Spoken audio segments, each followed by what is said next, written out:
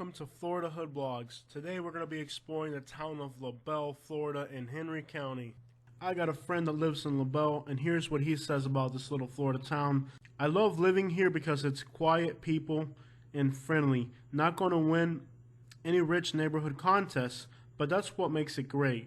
There's not a lot of violence, and it's a great place to raise your kids. Love that we have just enough here as far as grocery stores, fast food, and places with authentic food for many different cultures. Places where you're able to take your kids and do outdoor activities, which I think all kids need in order to experience while they're coming up. Some schools are pretty good, great teacher to student ratio, except for the middle school because all the kids go there to one school and they have many fights. If the high school students do volunteer hours, I think like 200, they get 2 free years of college, which is great. Hey, so thank you so much, my friend, for that information. The town of Clewiston, which is in Henry County, just like Labelle. So this is a different town, but it's the same county.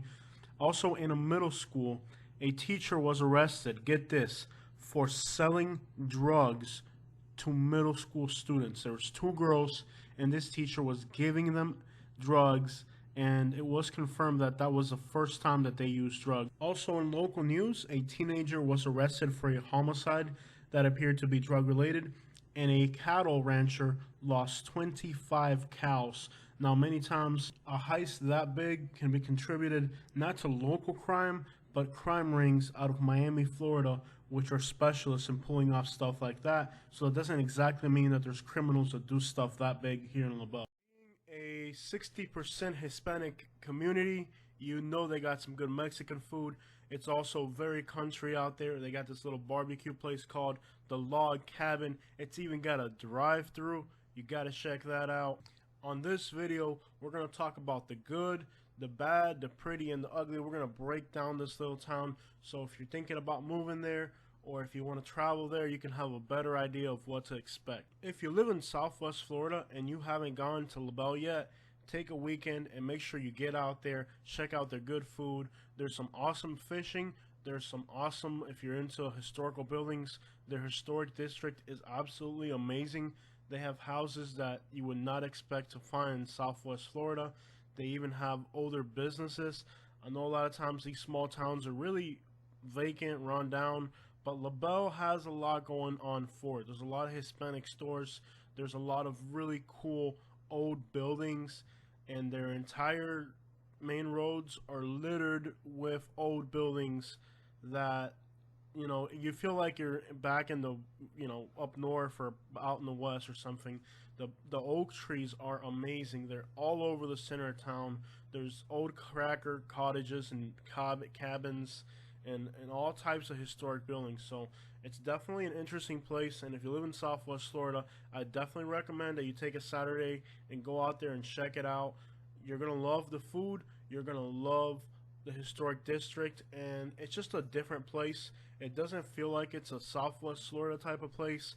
You know, we got all these beach towns and all that. You go to Labelle, it definitely feels more country, and it feels more northern, I could say. I don't know. The people are so friendly.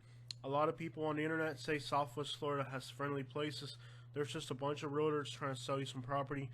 We're not friendly in Southwest Florida, but Labelle is the exception. This town has so much southern charm and real southern hospitality. You will meet some really friendly people, and you'll like the people there. There's just different type of people. One of the biggest concern regular people have in Southwest Florida is the housing situation. Southwest Florida has become so unaffordable for regular working people that we have absolutely nowhere left to live. Now, in Labelle, you can find affordable housing, whether it's an apartment or a house. The rental situation and the home prices in Labelle are very affordable for Southwest Florida standards. It is fairly difficult on the internet to get actual rental property values because they change so much, and by the time the statistics are made, it's already all different. But I think you can save between $3,000 to $5,000 a year if you find rent in Labelle versus like Lehigh Acres. Now, if you're 9 to 5 working class people, living in Labelle will definitely require a commute. There's not too much employment in the area other than agriculture, which are not good paying jobs and probably not what you want to do for a living. As far as distance, your commute will be one of the longest commutes in Southwest Florida. However, you will not be stuck in as much traffic jams as other people. If you're heading into Labelle, you can come up Corkscrew, then down 82, and then up 29. You can also go down Highway 80. These are not the absolute worst commutes as far as traffic, but it is a very long commute. If you're going to be living in Labelle, you might have to work in Fort Myers or Cape Coral or any of the larger cities along the coast, so you're definitely going to have a commute unless you can find a job locally. I think Labelle is really good for people who are looking to retire. If you're an older person, you want to retire, you don't exactly need to be part of the workforce, you just need a quiet, affordable place away from the snow, and you like that country feel, you like that small town feel, you're from a little town up north, and you just like the quiet, the peace, the tranquility. Labelle may be the place for you. Especially look at Port Labelle, which is a large subdivision, which is all newer houses, and they're separated. Most of the lots out there are empty, so you get a lot of peace and tranquility. And Port Labelle doesn't flood. It's very well drained. It's a nice little area if you're looking just for a place to retire affordably in Southwest Florida. It is far from the beaches, but let's be honest, you're not going to be going to the beach every single day. So if you just like that small town feel, yet being out of the snow, Labelle is a great option. It's probably one of the most affordable places in all of South Florida. I would definitely recommend finding something directly in the center of town or in Port Labelle, which is that new subdivision that I mentioned. I don't recommend north of the river. There it's mostly mobile homes, and a lot of migrant workers are living back there, and some of the streets are not paved. It just has a trashier look to it, and no offense to that area, but it looks like there's a lot of crime, a lot of gang activity, and it's just not the most desirable part of town. But if you end up right in the center of town, it's a great little place. Groceries and restaurants are affordable, and the restaurants are very good, especially if you like Latin food. They have some really good Mexican food. It's very affordable. It's not expensive like in other parts of Southwest Florida. If you like fishing, there are canals, there's the river itself, there are lakes, and there's a lot of stuff to do if you like fishing. It's not as good as being directly on the beach, but Florida freshwater fishing is pretty good. The bass fishing is alright. You will get snook and tarpon in the big rivers, so there is a lot of fishing and a lot of stuff you can do with the family if you're into nature, fishing, stuff like that. If you have a boat, getting on the river is a lot of fun. It's very quiet, very peaceful, and you can really enjoy yourself getting on the river, doing some fishing, or just cruising along the river with the family. If you want to start a business, rents and commercial properties are really affordable. If you're going to be self-employed, make sure you go down to the city hall and you understand exactly what and where you can live if you're going to have trucks and equipment on the property, because they're not like in Collier County where you can just have a business out of your home. They do require you that you have a location for your business. It's not really affordable for everybody unless you have a substantial little business, you want to open a store, then it doesn't seem too complicated compared to other areas. I have a junk removal business and a dump trailer and a truck, and apparently that will not fly in the city of Labelle. You're going to have to be in the outside of town somewhere.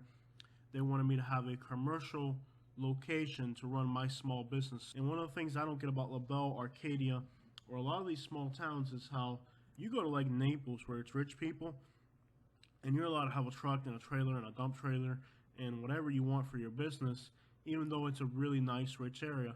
And then you go to these small towns in Florida that don't have anything going for them. They really need the business. They need people to move into those towns, and they don't let you have anything on your property, which is crazy because first, people already have tractors in the city and all that because it's country. Why it's not legitimate, why they don't let you do it, I don't get it. I mean, Labelle has some areas that are completely run down, especially towards the outskirts of town.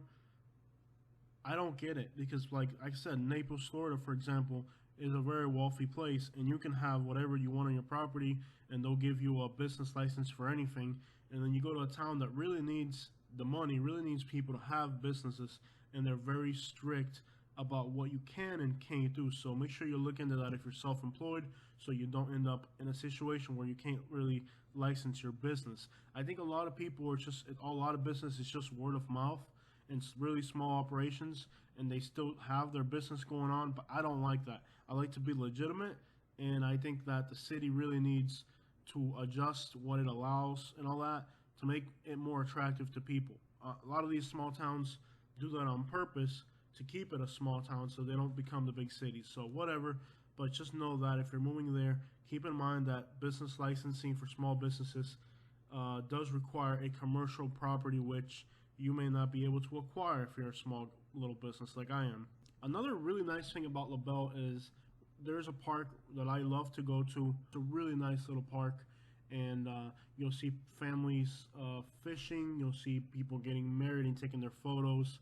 I mean, this is like the center of town, so there's always something going on. You know, couples making out, or people gossiping, people hanging out. You can go there at 12:30 at night, and there'll be a bunch of kids hanging out, chilling. So I love that. It's really nice that this town has a hangout spot that you can go to at any time and hang out and relax. The police doesn't seem to bother people there. It seems to be really just a nice place to hang out. It's a nice little hangout. A lot of small towns don't really have a hangout spot, so it's really nice that they have that. Center town, there are homeless people. It's not a lot of homeless people, but there are homeless people, and there are people on drugs. I noticed at the Shell gas station, I was there late at night, there was a lady screaming and asking for money, etc., etc. So it does seem that drugs have made an impact in this small little town. It's not crazy like some towns have really been taken over. The MLK area, that gas station there, seems to have a little bit of an environment going on, and anything on the north side of the river seems to be like there's drug activity. It's not crazy, but it is present and it is noticeable. It's not as bad as North Fort Myers. It's not as bad as the city of Fort Myers, but there are pockets within the city that seem to have trouble with drugs and with people just struggling. Some homelessness, some drug addiction. The good thing is that it's not totally out of control.